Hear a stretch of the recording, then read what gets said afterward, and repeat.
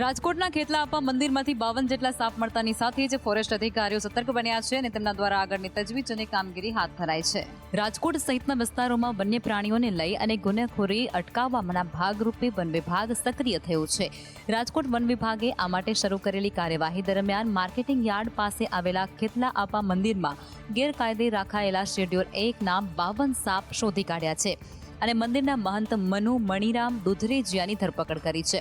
મહંત મંદિરના દર્શને આવતા શ્રદ્ધાળુઓને સાપના દર્શન કરાવતા અને સોશિયલ મીડિયા પર વિડીયો અપલોડ કરી આ જગ્યા નાગના ઘર તરીકે દર્શાવતા હતા, પરંતુ મહંતની ધરપકડ કરાતા સ્થાનિકોએ પોતાની નારાજગી વ્યક્ત કરી છે.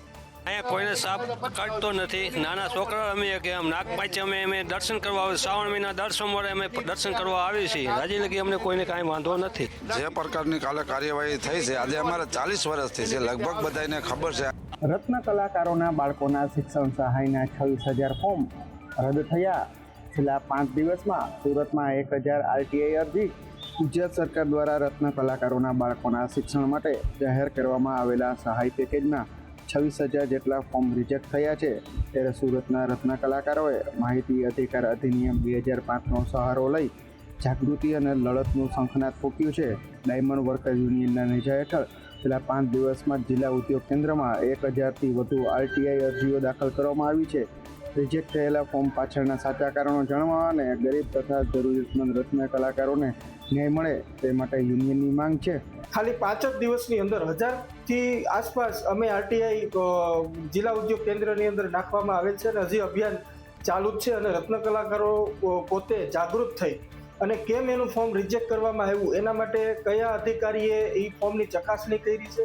જો RTI દ્વારા માંગવામાં આવેલી માહિતી સમયસર અને યોગ્ય રીતે પૂરી પાડવામાં નહીં આવે તો યુનિયન અધિકારીઓ કાયદાકીય લડત ચલાવશે તેવી ચીમકી પણ તેમણે ઉચ્ચારી છે. અમદાવાદના ગુમા વિસ્તારમાં સગલ ગ્રુપની નિર્માણાધીન બિલ્ડિંગની દિવાલ ધરાશયી થઈ. તાસના પત્તાની જેમ ધરાશયી થતી દિવાલના દ્રશ્યો પણ કેમેરામાં કેદ થયા. અમદાવાદના ગુમા વિસ્તારમાં ચાલી રહેલા કન્સ્ટ્રક્શન પ્રોજેક્ટ દરમિયાન એક મોટી ઘટના સામે આવી છે. સગલ ગ્રુપ દ્વારા ચાલી રહેલા બિલ્ડિંગના બાંધકામ દરમિયાન સેફ્ટી વોલ ધરાશયી થઈ ગઈ છે. સમગ્ર ઘટનાનો વિડીયો સામે આવ્યો છે, જેમાં સ્પષ્ટપણે જોઈ શકાય છે કે તાસના પત્તાની જેમ દિવાલ ઘસી પડે છે. આ સાથે જ કન્સ્ટ્રક્શન સાઇટ પર આવેલી ઓફિસ પણ તૂટી પડી હતી. આસપાસના અન્ય લોકો પણ પસાર થઈ રહ્યા હતા, જેમાં પણ નાસભાગ મચી ગઈ જાય છે. જોકે સદનસીબે આ ઘટનામાં કોઈ જાનહાનિ થઈ નથી. ઘટના સમયે કામદારો નજીક ન હોવાથી મોટી દુર્ઘટના પણ ટળી ગઈ છે. અમદાવાદમાં બિલ્ડરો દ્વારા કોઈપણ પ્રકારની સુરક્ષા વગર જ નિર્માણ થઈ રહેલી આ દિવાલોના કારણે ઘણી બધી દુર્ઘટનાઓ પણ બને છે, જે દ્રશ્યો આપણે અગાઉ પણ જોયા છે. ભુજમાં BSFની સ્થાપના દિવસની ઉજવણી થવાની છે, જેને લઈને તડામાર તૈયારીઓ ચાલી રહી છે. ભુજમાં BSFની સ્થાપનાને 60 વર્ષ પૂર્ણ થવા પર ખાસ કાર્યક્રમનું આયોજન કરવામાં આવ્યું છે. આ કાર્યક્રમમાં કેન્દ્રીય ગૃહમંત્રી અમિત શાહ પણ હાજર રહેશે. કાર્યક્રમમાં કોઈ ક્ષતિ ના રહે તે માટે હાલમાં BSFના જવાનોનો કાર્યક્રમનું રિહર્સલ કરી રહ્યા છે. BSFની સ્થાપના દિવસની ઉજવણીના કાર્યક્રમમાં ખાસ મહેમાનો પણ આમંત્રણ આપવામાં આવશે. ભુજ ખાતે 21 નવેમ્બરના દિવસે BSFના સ્થાપના દિવસની ઉજવણી કરવામાં આવશે. આ કાર્યક્રમમાં પરેડ અને વિવિધ ટેબ્લો રજૂ કરવામાં આવશે. તેમજ શસ્ત્ર પ્રદર્શન થકી BSF પોતાની તાકાતનો પરિચય કરાવશે. જો કે BSFની સ્થાપના દિવસ સામાન્ય રીતે 1 ડિસેમ્બરે ઉજવવામાં આવે છે, જે 1965માં દળની સ્થાપનાની યાદમાં ઉજવવામાં આવે છે.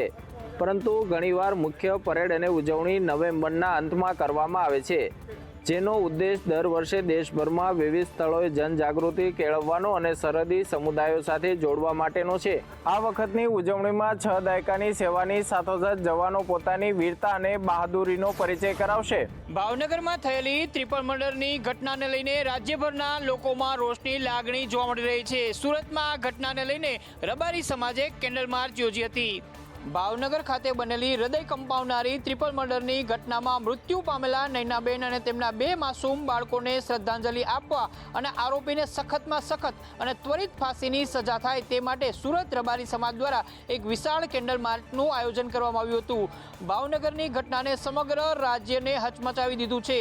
ત્યારે ન્યાયની માંગ સાથે સુરતમાં કાપોદરા વડવાળા સોસાયટી વાડી વિસ્તાર ખાતે જીવ ગુમાવનારા 3 નિર્દોષ જીવોની આત્માની શાંતિ માટે રબારી સમાજે શ્રદ્ધાંજલિ અર્પણ કરી હતી. ત્યારબાદ કાપોદ્રા વડવારા સોસાયટીની વાડીથી કેન્ડલ માર્ચ યોજાઈ હતી, જેમાં મોટી સંખ્યામાં સમાજના અગ્રણીઓ, યુવાનો અને બહેનો આ કેન્ડલ માર્ચની અંદર જોડાયા હતા. સૌએ હાથમાં સળગતી મીણબત્તીઓ લઈને મૌન રહીને મૃતકોને શ્રદ્ધાંજલિ અર્પણ કરી હતી અને શોક વ્યક્ત કર્યો હતો. જે લોકો પાસે કેન્ડલ ન હતી તેઓ પોતાના મોબાઈલની અંદર ટોર્ચ લાઇટ ચાલુ કરીને જોડાયા હતા. રબારી સમાજના લોકોએ માંગ કરી છે કે આ પ્રકારના કૃત્ય ભવિષ્યની અંદર કોઈ પણ સમાજની અંદર લોકો ન કરે એ માટે સખતમાં સખત દાખલારૂપ સજા થવી જોઈએ. ગુજરાત યુનિવર્સિટીની બોયઝ અને ગર્લ્સ હોસ્ટેલની અંદર પાણીના ધાંધિયા સામે આવ્યા છે. NSUIએ માટલા સાથે વિરોધ કર્યો. ગુજરાત યુનિવર્સિટીમાં NSUIના કાર્યકર્તાઓએ હલ્લાબોલ કર્યો હતો. ગર્લ્સ અને બોયઝ હોસ્ટેલમાં પાણીની સમસ્યાને કારણે વિદ્યાર્થીઓમાં રોષ જોવા મળી રહ્યો છે. ગુજરાત યુનિવર્સિટી VCની ચેમ્બરમાં NSUIના કાર્યકર્તાઓએ નારેબાજી કરી હતી. હાથમાં માટલા સાથે 500થી વધુ વિદ્યાર્થીઓએ વિરોધ નોંધાવ્યો હતો.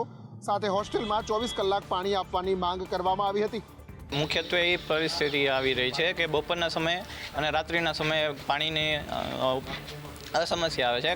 ક્યારેક પાણી આવે છે, ક્યારેક પાણી નથી આવતું. એ નાહવાનું જે બધું પાણી છે એ રાત્રે 9 વાગ્યા પછી આવતું નથી, એટલે 24 કલાક પાણી આવે એવી હતી પ્રોબ્લેમ એ કહેવા માટે. અને જે પીવાનું જે પાણી છે એ બી છેક બહાર છે અને બધા બ્લોક વચ્ચે એક જ છે. ગુજરાત યુનિવર્સિટીના VC નિર્જા ગુપ્તાનું કહેવું છે કે પાણીની ટાંકી નાની હોવાના કારણે આ સમસ્યા ઊભી થાય છે. નવી ટાંકી આવતા જ સમસ્યા દૂર થશે.